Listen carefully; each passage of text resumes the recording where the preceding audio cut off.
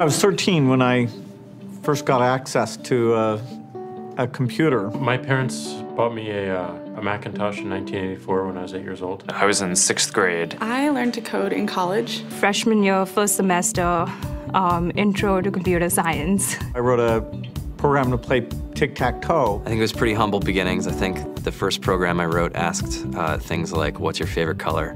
Or how old are you? I first learned how to make a green circle and a red square appear on the screen. The first time I actually had something come up and say, hello world, and I made a computer do that. It was just astonishing. Learning how to program didn't start off as wanting to learn all of computer science or trying to master this discipline or anything like that. It just started off because I wanted to do this one simple thing. I wanted to make something that was fun for myself and my sisters. And I wrote this little program and then basically just add a little bit to it. And then when I needed to learn something new, I looked it up either in a book or on the internet and then added a little bit to it. It's really not unlike kind of playing an instrument or something, or playing a sport.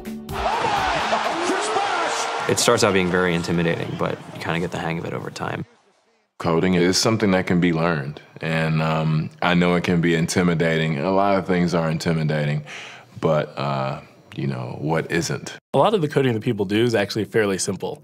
It's more about the process of breaking down problems than, sort of coming up with complicated algorithms as people traditionally think about it. You don't have to be a genius to know how to code. You need to be determined. Addition, subtraction, that's about it. You should probably know your multiplication tables.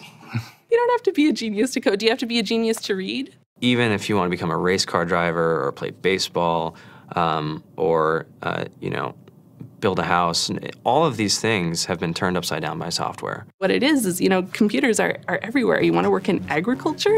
Do you want to work in entertainment? Do you want to work in manufacturing? It's just all over.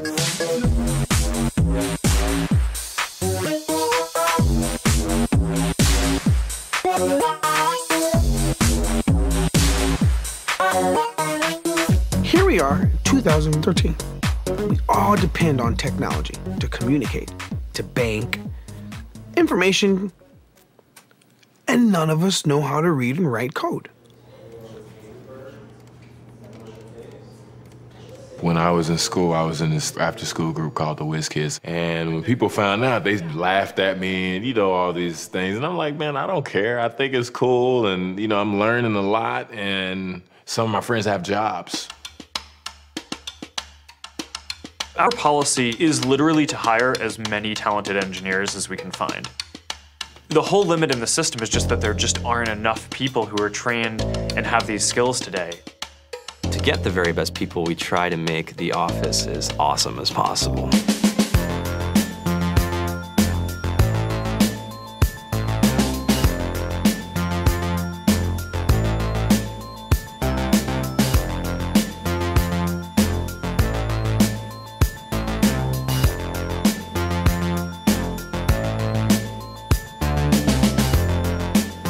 We have a fantastic chef.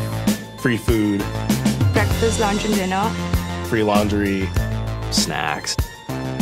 Even places to play and video games and scooters. There's all these kind of interesting things around the office and places where people can play or relax or go to think or play music or be creative.